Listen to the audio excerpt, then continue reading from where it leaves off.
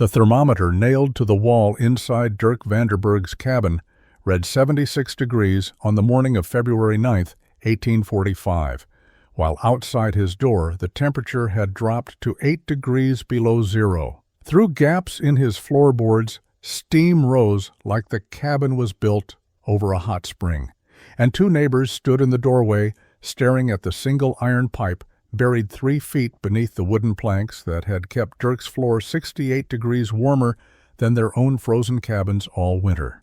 Before we begin, let us know where you're watching from, and if stories of frontier innovation move you, hit that subscribe button, because tomorrow's story reveals an even more unbelievable survival technique that saved an entire settlement. Grietje Vanderberg died on the morning of February 14, 1844, in a cabin that should have been warm. The fireplace 6 feet from where she lay had been burning continuously for 3 weeks, consuming cord after cord of split oak that Dirk had spent the previous autumn preparing. The flames roared. The chimney drew perfectly. Heat rose from the fire in shimmering waves that you could see distorting the air near the ceiling. But the dirt floor where Grietje's straw mattress rested remained frozen solid, and the cold that radiated up from that ground had finally taken her. Dirk knelt beside his wife's body as dawn light filtered through the single, oiled paper window. He had watched her decline over 21 days, watched pneumonia settle into her lungs after she had caught a winter cold that should have been survivable. But in a cabin where the floor never rose above freezing, despite a fire that consumed wood faster than Dirk could split it, even a simple illness became fatal. She was 31 years old. They had been married for 9 years. They had come to the Minnesota Territory from Wisconsin 3 years earlier, looking for land and opportunity. Now Dirk was alone in a cabin that had killed the only person he had left. He lifted Grietje's body and felt how rigid it had become. The cold had started claiming her even before her final breath. He wrapped her in their best blanket, the wool one they had brought from Holland before immigrating to America 12 years ago, and carried her outside into snow that had drifted 3 feet deep against the cabin's north wall. The Minnesota wilderness stretched in every direction, endless forest broken only by the scattered clearings where other Dutch and German and Norwegian settlers had built their own precarious footholds. The nearest neighbor, Cornelis de Vries, lived half a mile east. The nearest town, a loose collection of cabins that barely deserved the name, was 7 miles south. Dirk buried Grietje on a small rise overlooking the frozen creek that ran past their property. The ground was impossibly hard. He spent 6 hours with a pickaxe breaking through 2 feet of frost before he reached soil that could be moved. With a shovel, he worked alone. He had not told anyone that Grietje was dying, had not asked for help, had not wanted to admit that he was failing to keep his wife alive in the wilderness they had chosen together. By the time he lowered her wrapped body into the ground and covered it with earth and stones to keep animals away, the sun was setting and the temperature was dropping toward what would be another night well below zero. He walked back to the cabin in darkness. The fire had died to coals. He added wood mechanically and watched flames climb around the fresh logs. Heat rose toward the ceiling where it accumulated uselessly, while cold air settled at floor level where humans actually lived and slept. Dirk sat on the edge of the sleeping platform he had built 18 inches off the ground in a futile attempt to escape the frozen floor, and he began to understand something that would obsess him for the next 11 months. The cabin had not failed to keep Grietje warm because there was insufficient fire. It had failed because the fire's heat was escaping without ever warming the space where warmth mattered most. Dirk returned to the empty cabin and could not sleep. He lay on the sleeping platform staring at the ceiling where heat accumulated in visible layers while his breath formed clouds 3 feet below. The injustice of it consumed him. There was abundant heat in the cabin. The fireplace generated enough thermal energy to warm 3 times the space. But that heat rose immediately and escaped through the roof and chimney, leaving the lower half of the cabin as cold as the outdoors. Grietje had died not from lack of fire, but from the fundamental inefficiency of how frontier cabins captured heat. Over the following days, Dirk began measuring and calculating with an intensity that bordered on madness. He burned a measured amount of wood and observed how quickly the cabin heated. He noted that within an hour of building a substantial fire, the temperature near it. The ceiling reached 90 degrees while the floor remained below 20. He calculated that perhaps 10% of the fire's heat actually warmed the living space at ground level. The other 90% rose uselessly upward and escaped. He visited Cornelis de Vries's cabin and observed the same pattern. Cornelis had built a larger fireplace than Dirk's and burned even more wood, yet his dirt floor was equally frozen. The problem was universal to frontier construction. Every cabin Dirk had ever entered demonstrated the same wasteful dynamic. Heat rises, cold settles. People live at ground level where cold accumulates. The fundamental architecture of survival was flawed. Dirk had worked in his father's lumber mill in Groningen before immigrating to America. He understood basic principles of heat transfer from watching the mill's steam engine. Heat moved from hot objects to cold objects. Heat rose through air because hot air was less dense than cold air. These were immutable, physical laws, but Dirk began questioning whether the traditional response to those laws, building bigger fires and accepting massive waste, was the only option. He started watching his chimney obsessively. On cold mornings, he could see heat distortion rising from the chimney top. That shimmer was visible proof of wasted thermal energy. He estimated the exhaust gases leaving his chimney were still 300 degrees or hotter. All that heat, generated by burning wood he had spent weeks cutting and splitting, was vanishing into the atmosphere after passing through his cabin without warming it effectively. Most men would have accepted this reality and moved forward. Dirk could not. He became fixated on a single question that violated everything he knew about how cabins were built. What if heat could be forced to stay low instead of being allowed to rise? What if the exhaust gases could be made to travel horizontally through the space where people lived before escaping? What if the floor itself, that frozen surface that had killed Gretja, could become the primary source of warmth instead of the air 6 feet above it? The question seemed absurd. Smoke and heat went up. That was simply how fire worked. But Dirk could not stop thinking about it. There had to be a way to harvest the wasted heat before it escaped. There had to be a better method than watching thermal energy pour uselessly into the Minnesota sky while people froze at ground level. He did not yet know how to solve the problem, but he knew with absolute certainty that a solution existed. Dirk had not always lived in the Minnesota territory. He had spent 8 years in Wisconsin after arriving in America, working as a carpenter in small settlements along the western shore of Lake Michigan. During those years, he had encountered trappers and traders from various backgrounds who brought knowledge from distant places. One conversation, half forgotten until Gretja's death forced him to remember, suddenly became critically important. In the winter of 1838, a Finnish trapper named Alexei had spent 3 weeks in the Wisconsin settlement recovering from a broken leg. Dirk had helped build a temporary sleeping platform in the trading post where Alexei was staying. During the construction, Alexei had made an offhand comment about how settlers in America wasted heat. He described something called a masonry stove that his grandfather had built in Finland, a massive stone structure that somehow kept entire homes warm using a fraction of the wood American fireplaces consumed. Dirk had been interested, but had not pursued the details. At the time, he was young and could cut enough wood to keep any cabin warm through brute force effort.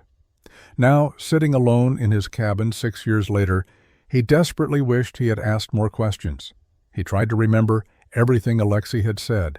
The Finnish stove was large and complex. It used channels inside the masonry to route smoke through a long path before venting. The stone absorbed heat from exhaust gases and radiated that warmth slowly over many hours. You could burn a fire for 2 hours in the morning, and the stone would keep the house comfortable all day. Dirk had no access to Finnish builders or detailed plans. He had no formal engineering education. What he did have was Alexei's basic description of the underlying principle: make hot exhaust gases travel a long distance through material that absorbs heat before allowing escape. The longer the path, the more heat transferred from gases to material. The more material, the more thermal mass available to radiate warmth over time. He began sketching rough diagrams using charcoal on scraps of wood. If a Finnish stove used channels inside vertical masonry, could a similar principle work horizontally? Could exhaust gases be forced to travel through a long horizontal path beneath a cabin floor before venting? The floor planks would be the radiating surface. Instead of stone, the earth around the channel would provide insulation and thermal mass. The more Dirk considered it, the more plausible it seemed. The technical challenge was creating a channel that would allow exhaust to travel horizontally while maintaining sufficient draft to keep the fire burning properly. Traditional chimneys relied on vertical height to create draw, but if exhaust could be forced through a horizontal section first, heated gases would still eventually seek to rise and escape at the far end. Dirk had no way to calculate the precise physics. He would have to build something and test it. But for the first time since Grietje's death, he felt purpose returning. There was a problem to solve and a potential solution. It would require materials, labor, and experimentation. It might fail completely, but doing nothing meant accepting that next winter would be as deadly as the last. Spring arrived slowly in the Minnesota territory. Snow melted in late March, revealing brown grass and mud that made travel difficult for weeks. Dirk spent April preparing his garden plot and checking trap lines he had neglected during Grietje's illness. The physical work was necessary for survival, but his mind remained fixed on the heating problem. He needed proof that horizontal exhaust routing could work before investing time and money in materials. The evidence appeared unexpectedly in early May. Dirk was walking to Cornelis de Vries's cabin to return a borrowed axe when he passed an abandoned structure about halfway between their properties. The cabin had been built 3 years earlier by a German settler named Werner, who had lasted one winter before giving up and moving back to Wisconsin. The cabin had been slowly collapsing since Werner's departure. The roof had partially caved in and the chimney had fallen during the previous winter. What caught Dirk's attention was where the chimney had fallen. Instead of collapsing straight down, the upper section had toppled sideways, creating an accidental horizontal flue extending about 15 feet from the cabin wall. Someone, probably hunters using the abandoned cabin for temporary shelter, had apparently tried to use the fireplace despite the fallen chimney. Scorch marks inside the firebox showed recent use. Dirk examined the collapsed chimney carefully. The section lying horizontally on the ground showed clear evidence of having carried smoke and hot gases. The interior surfaces were heavily blackened with creosote. More significantly, the ground directly beneath the fallen chimney section was completely dry, while surrounding forest floor remained damp from snowmelt. When Dirk dug down 6 inches with his hands, the soil was warm to the touch. The implication struck him immediately. Hot exhaust gases traveling through the horizontal chimney section had heated the ground beneath it enough to drive out moisture and maintain elevated temperature weeks after the last fire. The accidental horizontal routing had created exactly the heat transfer he had been imagining. Dirk spent 2 hours examining every detail. The fallen chimney section was about 12 inches in diameter, constructed from clay and stone. The interior channel was roughly 8 inches across. Despite being horizontal, it had clearly drawn smoke successfully because the blackening extended through to the far end. The hunters had not reported smoke backing up, which meant the horizontal section had not prevented adequate draft. He walked home in a state of controlled excitement. The collapsed chimney provided empirical proof that horizontal exhaust routing could work. Gases hot enough to heat soil through clay and stone walls would certainly heat wooden floor planks if routed beneath them. The question was no longer whether the concept was physically possible, but whether it could be engineered deliberately and controlled reliably. That evening, Dirk began serious planning. He would need a pipe or channel that could withstand sustained high temperatures. Metal pipe would be better than clay if he could find it in sufficient size. He would need to calculate proper length and diameter. Too short and insufficient heat would transfer. Too long and exhaust might cool enough to stop drawing properly. He estimated he would need at least 30 feet of horizontal run to extract meaningful heat. The pipe would need to be large enough to carry substantial exhaust volume without creating excessive resistance. Dirk spent the summer of 1844 calculating dimensions and requirements for a system he had never seen built. He had the basic concept from Alexi's description and proof from the collapsed chimney that horizontal exhaust routing could work. Now he needed to engineer something that would function reliably through an entire Minnesota winter without filling his cabin with smoke or burning down the structure around him. The first problem was determining pipe diameter. Too narrow, and the exhaust would not flow with sufficient volume to keep the fire drawing properly. Too wide, and the gases would cool too quickly, potentially condensing creosote that would clog the system. Dirk estimated he needed something between 12 and 18 inches in diameter. The collapsed chimney had been 12 inches and had worked, but that was accidental and short. His system would need to carry exhaust 40 feet or more. The second problem was calculating the horizontal run length. He wanted maximum heat extraction, which meant the longest possible path beneath his floor. But exhaust gases cooled as they traveled. If they cooled too much before reaching the exit point, they would lose buoyancy and the system would fail to draw. Dirk estimated that gases entering at 400 degrees could travel 40 to 50 feet before cooling below the temperature needed to maintain draft. He decided on 42 feet as his target length. The third problem was elevation and slope. The pipe could not be perfectly horizontal. It needed a slight downward slope from entrance to exit to prevent moisture condensation from pooling and to help maintain gas flow. Dirk calculated a drop of 1 inch per 10 feet of run would be sufficient. Over 42 feet, that meant the exit end would be 4 inches lower than the entrance. The fourth problem was entry and exit design. The pipe needed to connect to his fireplace in a way that allowed normal chimney draw while also diverting exhaust into the underground system. He sketched a design using a modified firebox with 2 paths, one going up a short vertical section for initial draw, then diverting horizontally into the underground pipe. The exit would require a vertical riser at the far end of the cabin to create the final draw that pulled gases through the entire system. The fifth problem was heat safety. Metal pipe buried beneath wooden floorboards and surrounded by earth could potentially ignite the floor if temperatures were up. Dirk calculated he needed at least 12 inches of clearance between the top of the pipe and the underside of floor planks. He would build an elevated floor platform, something completely unnecessary in normal cabin construction but essential for his system. The sixth problem was materials. He needed 42 feet of large diameter metal pipe, iron brackets to support the elevated floor, lumber for floor planks, clay for ceiling pipe joints, and various hardware. The cost would be substantial. Most importantly, he needed to find the pipe itself. Standard stovepipe was far too small. He would need industrial pipe, which meant traveling to St. Paul, the nearest settlement large enough to have salvage from failed commercial ventures. Dirk spent 3 weeks doing calculations and drawings. He had no formal training, but he understood basic principles from mill work. By late June, he had complete plans. The system was ambitious and expensive.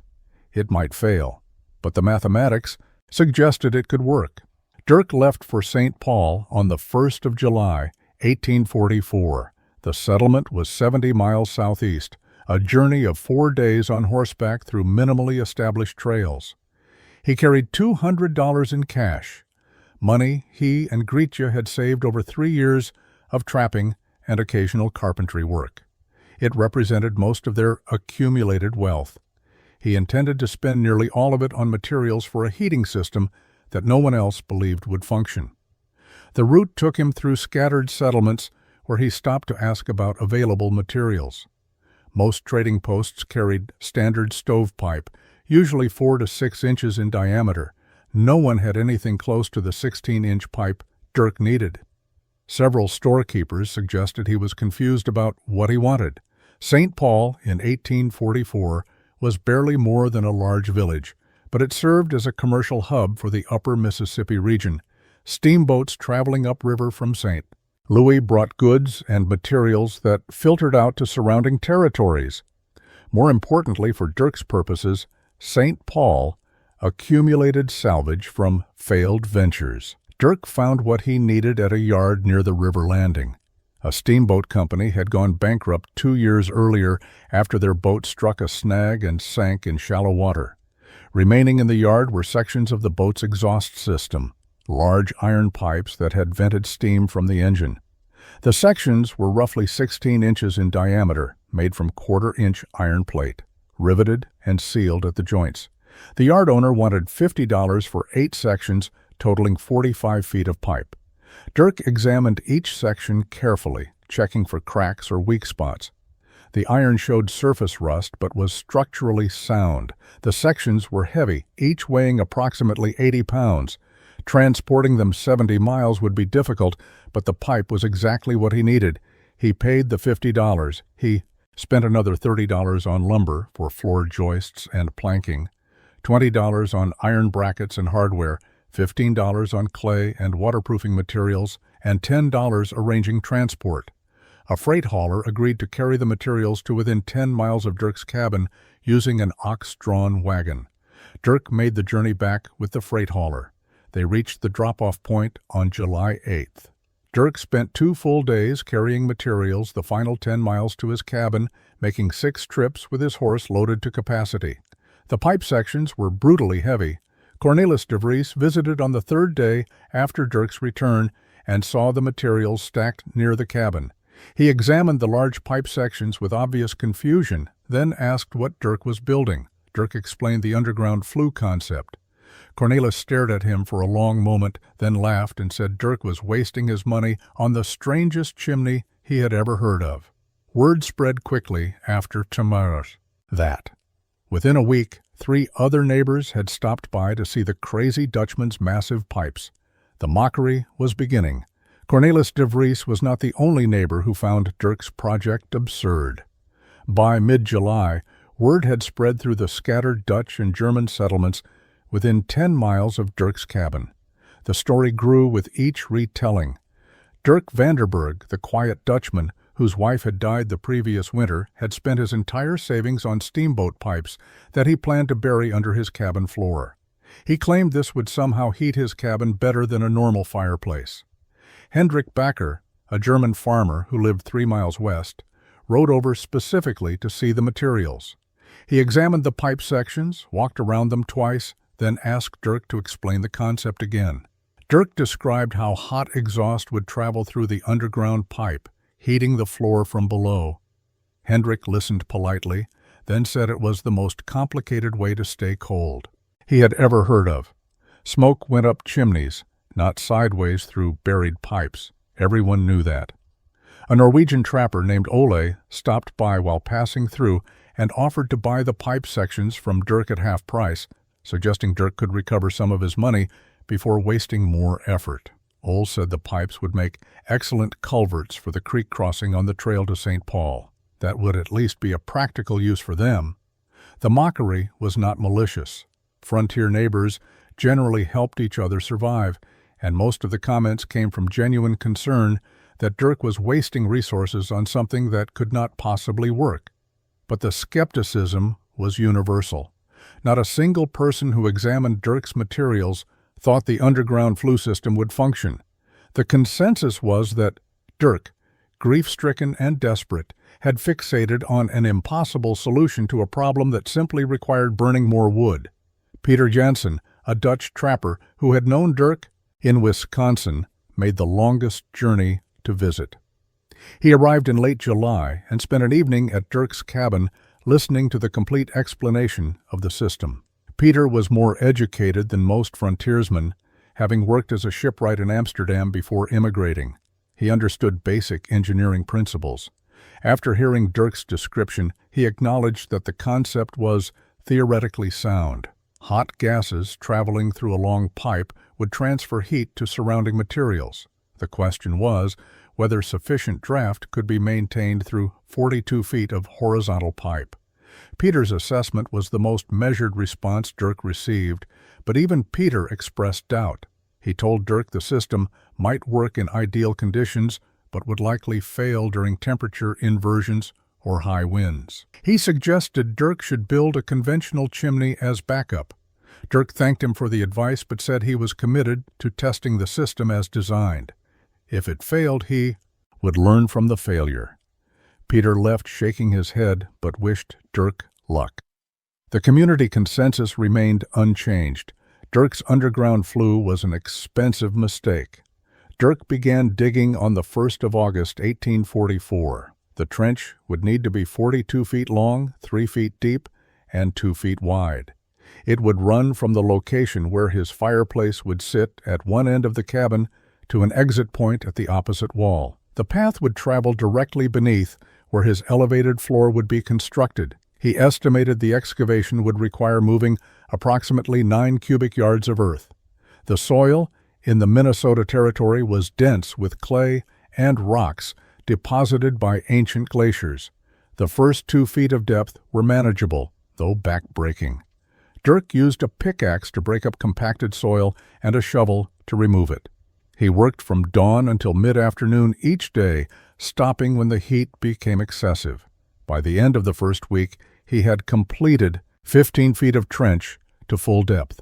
The 3rd foot of depth was substantially harder. At that level, he encountered larger rocks that required significant effort to extract. Some weighed over 50 pounds and had to be levered out using a pry bar. The work was slow and exhausting. Dirk's hands developed blisters that broke and reformed as calluses. His back ached constantly from the repetitive motion of swinging the pickaxe and lifting soil. Cornelis de Vries passed by during the 2nd week and stopped to watch Dirk working in the trench. The image was striking. Dirk stood waist-deep in a long, narrow ditch, covered in dirt, swinging a pickaxe with methodical determination. Cornelis called down, asking if Dirk was digging his own grave. The comment was meant as humor, but it reflected how the project appeared to observers.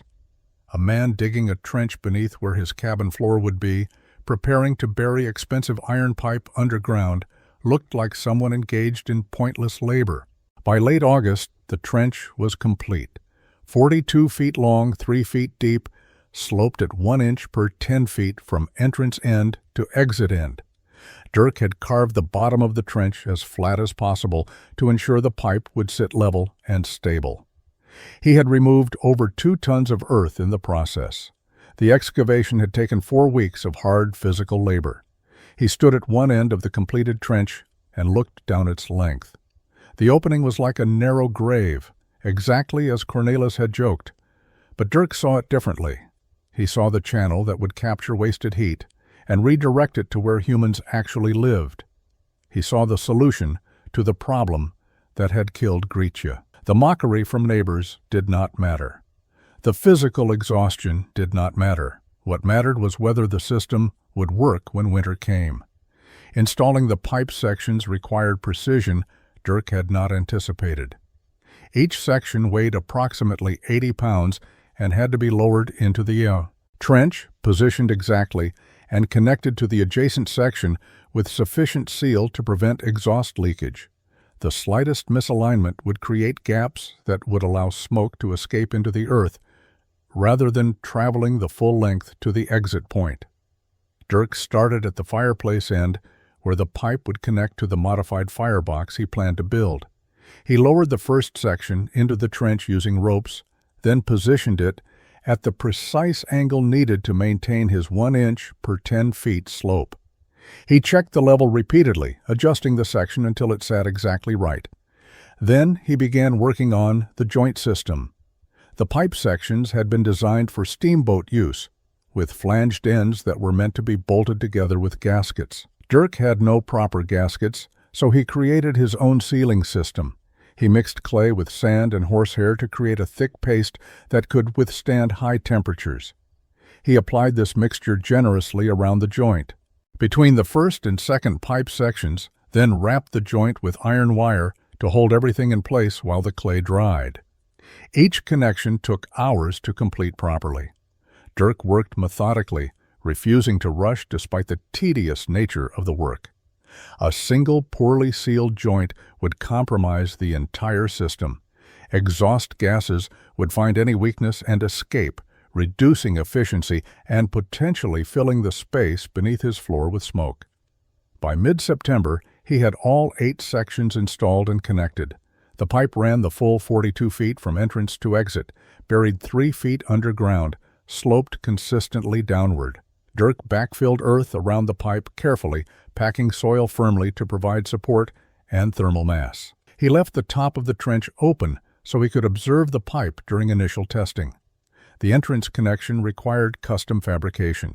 Dirk built a modified firebox using fire brick he had purchased in St. Paul. The firebox had 2 paths for exhaust, a small vertical section that would provide initial draw when starting fires, and a larger horizontal opening that connected directly to the underground pipe. He installed a damper system that would allow him to control which path the exhaust followed. During fire starting, he could route smoke vertically until good draft was established, then close the vertical damper and force all exhaust into the horizontal pipe. The exit point at the far end of the cabin required a vertical riser. Dirk built a short chimney, approximately 8 feet tall, that connected to the end of the underground pipe. This vertical section would create the final draw that pulled exhaust through the entire system. The height was calculated to provide sufficient draft without being so tall that it created excessive draw that would pull heat through too quickly. By late September, the pipe installation was complete. The system was ready for testing. Dirk had invested 4 months of labor and most of his savings. Everything depended on whether the concept would actually work when he lit the first fire. The elevated floor platform was as unconventional as the underground pipe system. Standard frontier cabins had dirt floors, or in better cases, floor planks laid directly on the ground. Dirk needed to create a raised platform that would sit 18 inches above ground level, providing clearance above the buried pipe while creating the surface that would radiate captured heat upward into the living space. He began by setting posts into the ground around the cabin's perimeter and at intervals across the interior. Each post was sunk 2 feet deep and extended 20 inches above ground level. He used cedar when available because it resisted rot, and oak when cedar was not sufficient. The posts formed a grid pattern with supports every 4 feet. This was substantial overbuild for a normal floor, but Dirk wanted no risk of sagging or movement. Across the posts he laid heavy joists using the lumber he had purchased in St. Paul. The joists were 6 inches deep and ran perpendicular to the direction the underground pipe traveled. He notched each joist where it crossed above the pipe location, ensuring the pipe had full clearance and the joists did not rest on it. The entire weight of the floor would be supported by the post and joist system, with no load transferred to the pipe itself. For the floor surface, Dirk used tongue and groove planks milled from white pine. Each plank was 1 inch thick and 8 inches wide. He fitted them with the same obsessive care he had used for the pipe joints. Gaps would allow heat to escape upward efficiently, which was desirable, but they would also allow cold air to infiltrate from below, which was not. He achieved a balance, leaving hairline gaps between planks for minimal expansion and contraction while maintaining a relatively tight seal. The planks ran parallel to the pipe below, which meant heat would distribute evenly across the floor width. Dirk treated each plank with linseed oil before installation to protect against moisture and potential scorching from pipe heat. The oil soaked into the wood grain, darkening it slightly and creating a harder surface. As the floor took shape, visitors continued to arrive. The elevated platform looked strange. Most cabins sat directly on the ground, their floors level with the threshold. Dirk's floor was 18 inches higher, requiring a step up to enter. Hendrik Becker commented that it looked like Dirk was building a stage for theatrical performances. Someone else suggested Dirk was trying to avoid floods that had never occurred in that location. By early October, the floor was complete. Dirk stood on the finished surface and felt it flex slightly under his weight, which was normal for wooden construction. The platform was solid and level. Below it, invisible except where the trench remained partially open for observation, the iron pipe waited to be tested. Above it, the space where Dirk would live through the coming winter was ready. Everything was in place. The only remaining question was whether hot exhaust would travel through 42 feet of horizontal pipe and heat the floor in the process. Dirk lit the first fire on October 7, 1844. The morning was cool, but not yet cold. Temperature around 40 degrees. He wanted to test the system under moderate conditions before winter arrived and the stakes became survival rather than experimentation. He had prepared kindling and split oak, materials that would burn hot and produce sustained exhaust. He built the fire in the modified firebox with the vertical damper open and the horizontal damper closed. This configuration allowed smoke to vent straight up through the short starter chimney, establishing draft the conventional way. The fire caught quickly. Within 15 minutes, flames were burning steadily, and smoke was rising cleanly through the vertical flue. The system worked normally in standard mode. Dirk waited 30 minutes for the fire to develop good heat and the firebox to warm thoroughly. Then he began closing the vertical damper while simultaneously opening the horizontal damper that connected to the underground pipe. He made the transition slowly, giving the exhaust time to find the new path. Initially, smoke began backing up into the cabin. Dirk's heart sank. The horizontal pipe was not drawing. He adjusted damper positions, trying to find a balance. Some smoke continued to escape vertically, while some entered the horizontal pipe. The cabin filled with enough smoke that Dirk had to open the door. He considered aborting the test, but decided to wait and observe. For 20 minutes, the system struggled. Smoke leaked into the cabin. The fire burned poorly, starved for air because exhaust could not escape efficiently. Then something changed. Dirk noticed the smoke in the cabin beginning to clear. The fire suddenly burned brighter. He closed the vertical damper completely, forcing all exhaust into the horizontal path. The fire continued burning strongly. Smoke stopped backing up. The system had achieved draw. Dirk went outside and checked the exit chimney at the far end of the cabin. Smoke was emerging steadily from the top, confirmation that exhaust was traveling the full 42 feet through the underground pipe. He returned inside and monitored the fire carefully. It burned normally, consuming wood at the expected rate, producing good heat. The horizontal routing was working. After 2 hours, Dirk opened the trench sections where the pipe was still exposed. He could see heat distortion rising from the iron surface. The pipe was hot enough that he could not hold his hand near it. He checked the underside of the floor planks directly above the pipe. The wood was warm to touch, not hot enough to scorch, but noticeably elevated in temperature.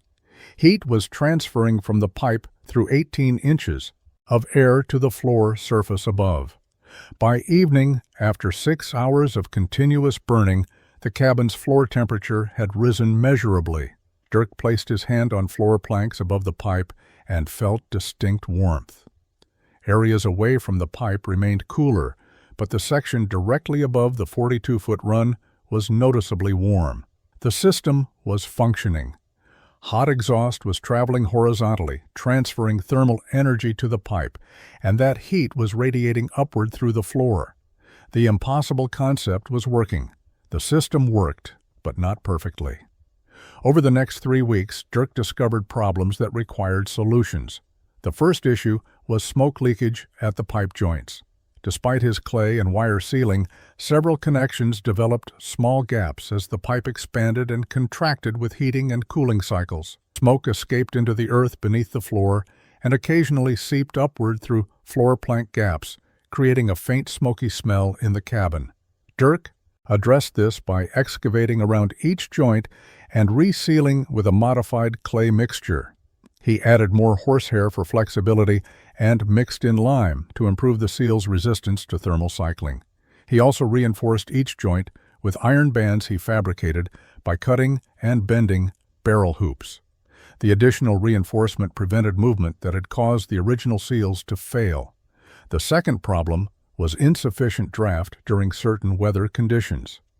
When atmospheric pressure was high or wind came from specific directions, the fire would not draw properly and smoke would back up into the cabin.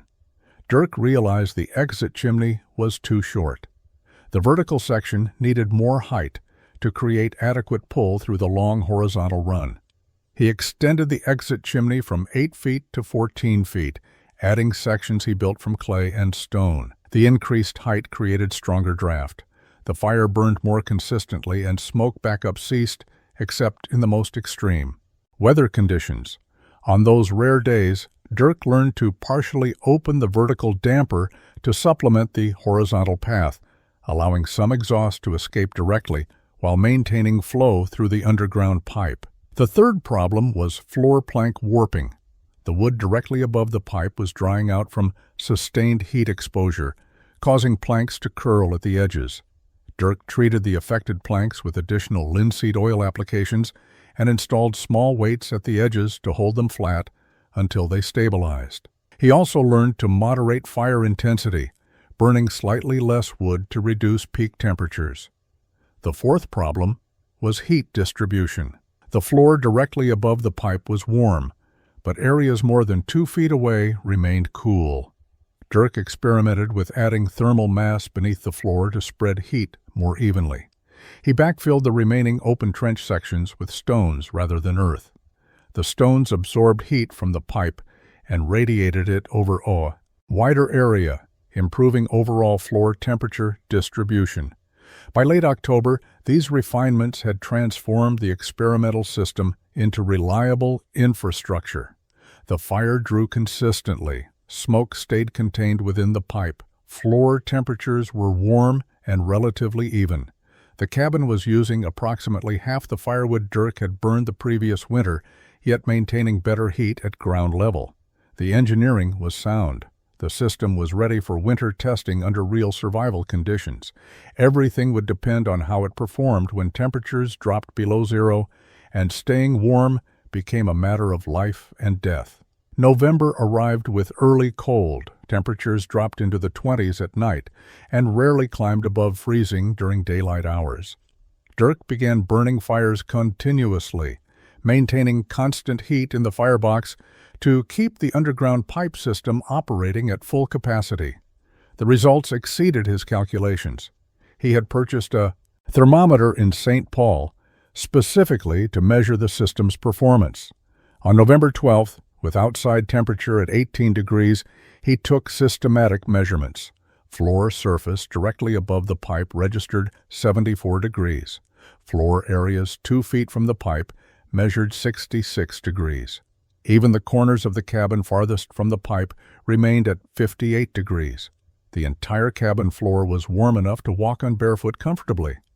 More significantly, the elevated floor temperature created stable warmth throughout the lower half of the cabin where humans actually lived. Cold air still settled at ground level due to basic physics, but that ground level was now a warm wooden surface rather than frozen earth. The result was that air temperature at waist height remained in the low 60s even during the coldest nights. Dirk was burning approximately 3 split oak logs every 4 hours to maintain consistent heat. The previous winter, he had burned 5 logs every 3 hours and still lost Gretchen to cold. The fuel efficiency improvement was dramatic.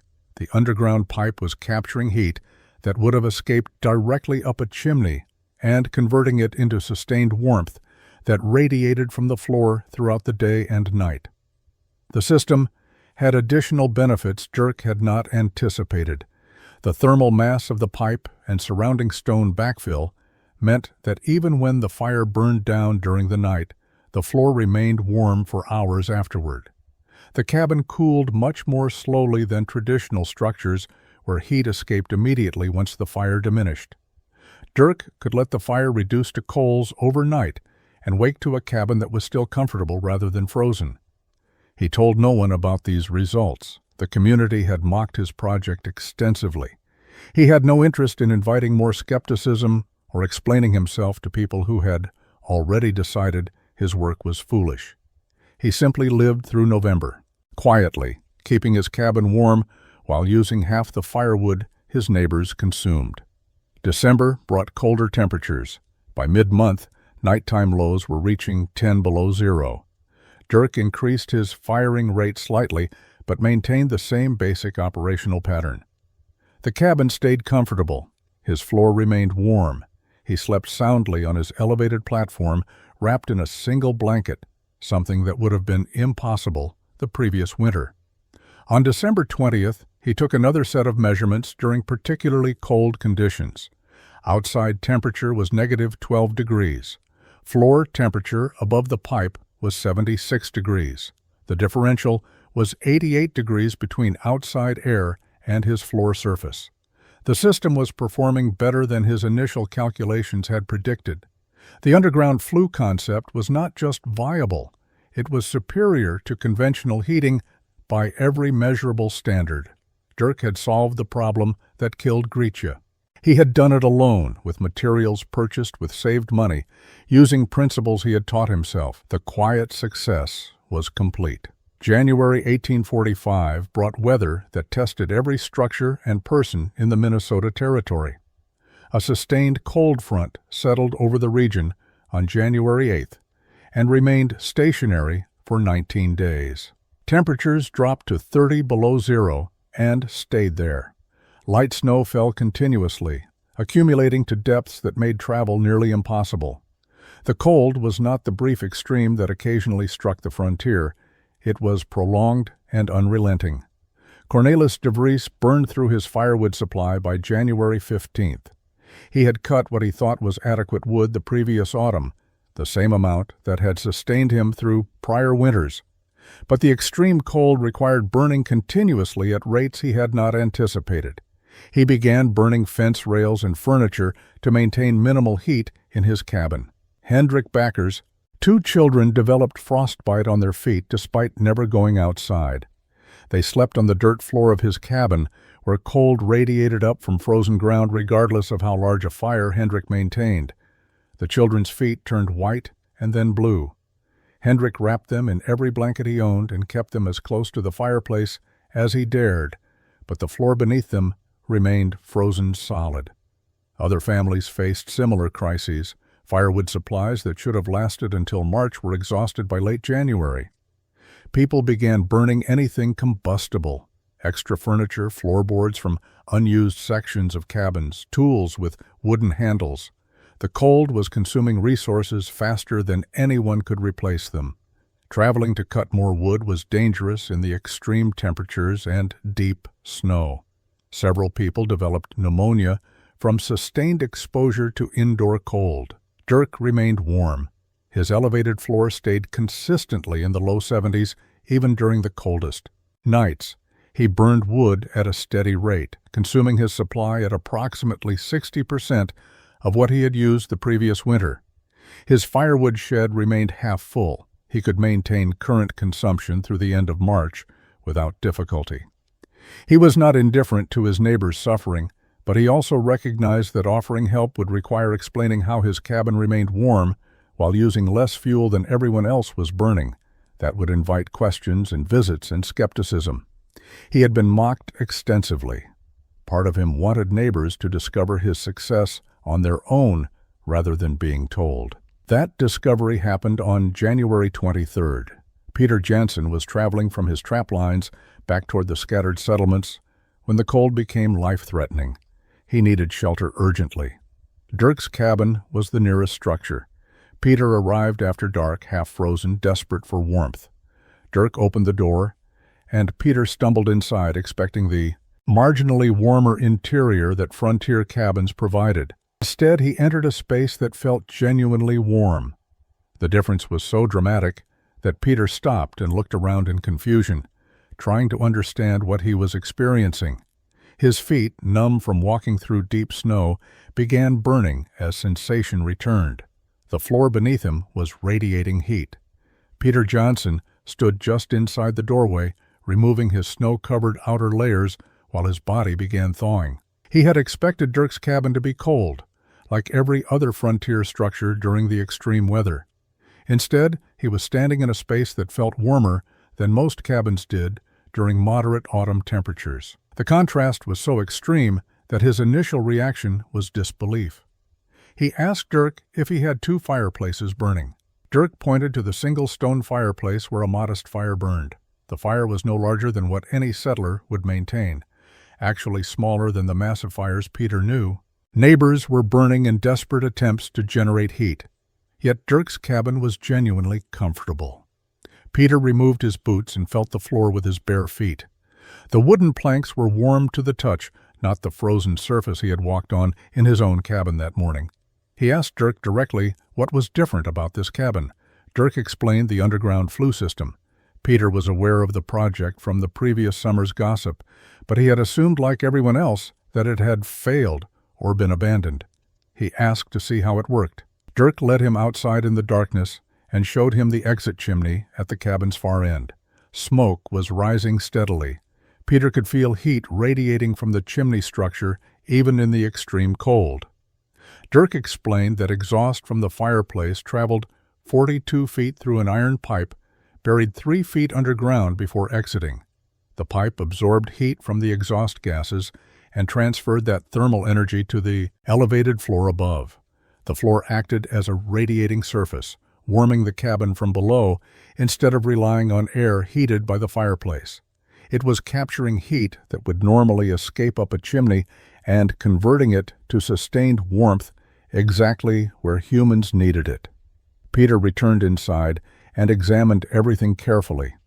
He felt the floor at different locations, noting how temperature varied based on distance from the buried pipe.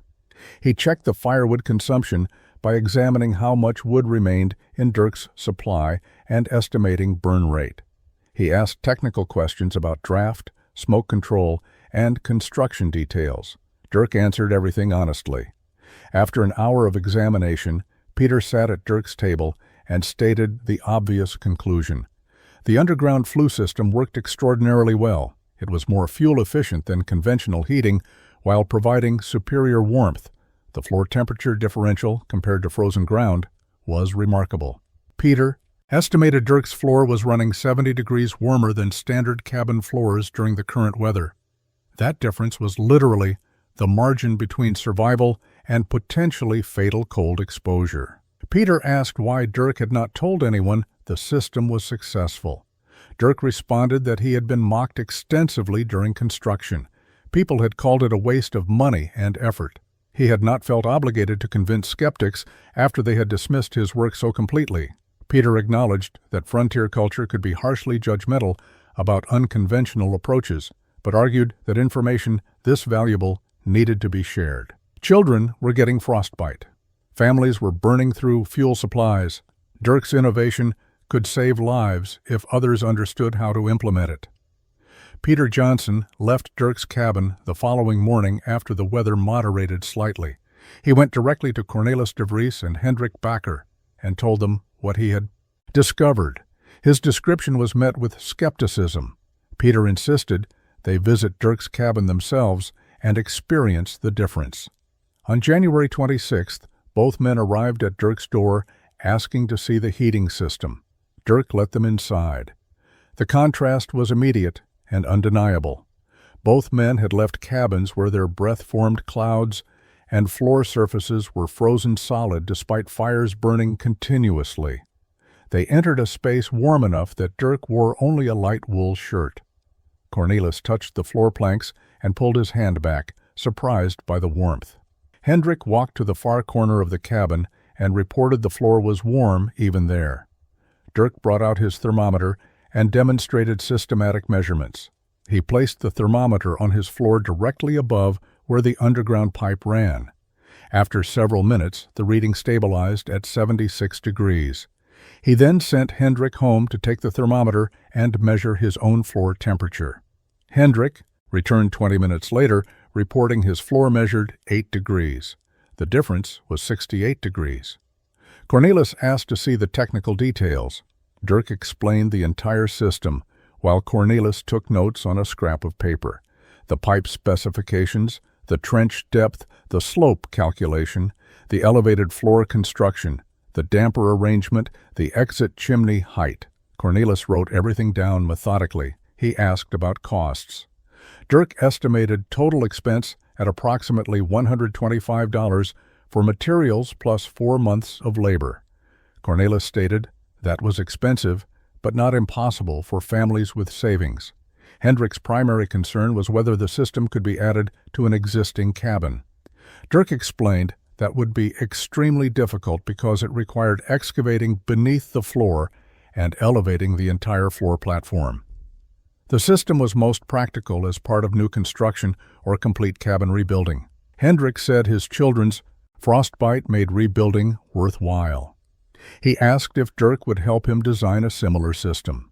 Within 3 days, 5 more neighbors had visited Dirk's cabin to experience the warmth and learn about the underground Flue concept.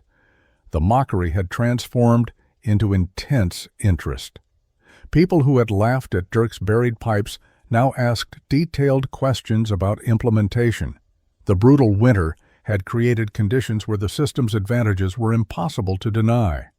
Walking from a cabin with a frozen floor into Dirk's warm space was proof that required no technical explanation. The temperature differential spoke for itself. Men who had built cabins the same way for generations suddenly understood that a better method existed. The question was no longer whether Dirk's innovation worked, but how quickly others could adopt it. Spring arrived in late March 1845, bringing relief from the brutal winter and opportunity to implement new construction. Dirk received requests from 4 families asking for assistance building underground Flue systems. He agreed to help each one, sharing his technical knowledge freely, while they provided labor and purchased their own materials. The first installation was Hendrik Bakker's cabin. Hendrik decided to rebuild completely rather than attempting to retrofit his existing structure. He and Dirk spent April designing a new cabin specifically optimized for the underground heating system. They made improvements based on Dirk's experience. The pipe run was extended to 48 feet for greater heat capture. The floor was elevated 20 inches instead of 18 to improve clearance and air circulation beneath the planks. Hendrik traveled to St. Paul in early May and returned with salvaged pipe sections from the same steamboat yard where Dirk had purchased his materials. The pipe was slightly larger diameter, 18 inches instead of 16. Dirk calculated this would reduce exhaust velocity but improve heat.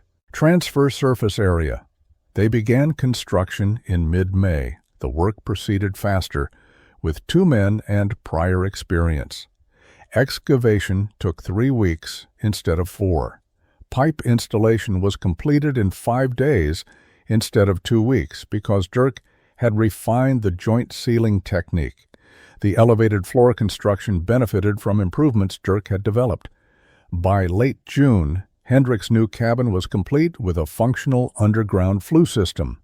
3 other families began similar projects through the summer. Cornelis de Vries built a system with a 42-foot run matching Dirk's original design. A Norwegian family named Olsen built one with dual pipes running parallel, experimenting with whether multiple smaller pipes would distribute heat better than a single large pipe. A German couple named Schmidt built the most ambitious system, using a 54-foot pipe run that serpentined beneath their cabin floor in a pattern designed to maximize coverage. Each installation taught refinements. The Olsen dual pipe experiment showed that a single large pipe was more effective because it maintained higher exhaust temperatures throughout its length. The Schmidt serpentine pattern proved difficult to achieve proper draft through the extended path. Dirk worked with them to adjust the design, adding a stronger draft chimney that solved the flow problems. By autumn 1845, 7 cabins in the scattered settlement area had underground Flue systems. All reported substantial improvements in heating efficiency and comfort. Firewood consumption dropped by 40 to 50% compared to conventional fireplaces. Floor temperatures remained consistently warm throughout winter months. The systems required maintenance, primarily resealing pipe joints annually, but overall reliability was excellent. Word spread beyond the immediate area. Trappers and traders traveling through the region heard about the Dutch heating method and carried descriptions to other settlements. By 1846, variations of the underground flue concept were being built in Wisconsin and western Michigan territories. The innovation was spreading organically through the frontier communication network of travelers sharing practical survival information. The underground flue heating method became known across the upper Midwest frontier territories as the Dutch flue or Vanderburg system. The name variations reflected how information spread through oral tradition rather than written documentation. Dirk never published plans or sought recognition. He simply shared knowledge with neighbors who asked, and those neighbors shared with others. The innovation propagated because it solved a genuine survival problem better than existing methods. Implementation varied based on available materials and builder skill. Some settlers used clay tile instead of iron pipe. Others built stone channels similar to traditional masonry heaters. The core principle remained consistent. Route exhaust gases through a long horizontal path beneath the floor to capture heat before venting. Cabins built with these systems consistently outperformed conventional construction in fuel efficiency and comfort. Historical records from the period are incomplete, but scattered references in letters and journals suggest the method saved lives during subsequent harsh winters. An 1848 letter from a missionary in Wisconsin Territory mentions families surviving severe cold specifically because their cabins had underground heating that kept floors warm. An 1851 Trading Post record references selling pipes specifically for Dutch flue construction, indicating the practice had become common enough to create consistent demand. Dirk Vanderburg lived quietly in his Minnesota cabin through the late 1840s. He never remarried after Grietje's death. He supported himself through trapping, occasional carpentry work, and small-scale farming. He helped neighbors build heating systems when asked, but otherwise kept to himself. In 1851, he sold his cabin and moved to a Dutch community near Pella, Iowa, where he worked as a millwright until his death in 1869 at age 57. His original cabin remained standing and occupied by subsequent owners through the 1860s. The underground flue system continued functioning reliably. A survey conducted in 1872 by territorial authorities documenting frontier construction methods noted the cabin as an example of innovative heating design decades ahead of its time. The cabin eventually collapsed in the 1880s, but the iron pipe remained buried beneath the site. Modern understanding of radiant floor heating validates the principles Dirk implemented. Contemporary systems use similar concepts, circulating heat beneath floors to warm living spaces from below rather than heating air from above. The specific implementation has changed with technology, but the fundamental physics remains identical. Heat distributed through floor surfaces is more efficient and comfortable than heat rising from point sources. Dirk's innovation emerged from personal tragedy and obsessive problem-solving. He watched his wife die from cold that should have been preventable. He refused to accept that existing methods were adequate. He researched, calculated, experimented, and built something that worked better than conventional wisdom allowed. The community mocked him until brutal winter proved his approach superior. Then the innovation spread because survival depends on adopting better methods regardless of who develops them. That pattern, tragedy driving innovation, driving adoption, defined much of frontier advancement. Dirk Vanderburg's contribution was making warmth accessible through intelligence rather than fuel abundance, saving lives and resources across a generation of settlers.